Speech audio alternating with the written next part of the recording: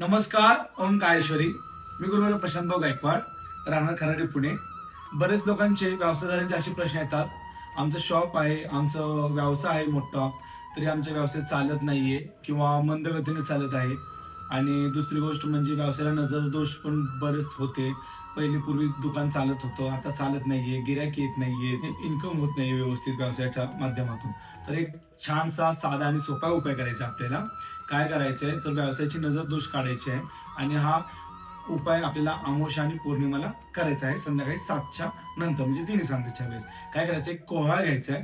कोहळावरती 4 कुंकवाचे लाल पट्टे ओढायचे, म्हणजे असे सरळ सरळ गोल बाजूने 4 कुंकवाचे पट्टे ओढायचे. त्याच्यावरती थोडंसं गुलाल टाकायचं आहे. गुलाल टाकल्यानंतर चांभारी खेळ भेटतात आपल्याला, हे छोटे छोटेसे असे चांभारी खेळ जे चपला आपण वापरतो, ती खेळ आणायचे. 10 खेळ आणायचे. वरच्या बाजूला 5 गोल ठिकाणी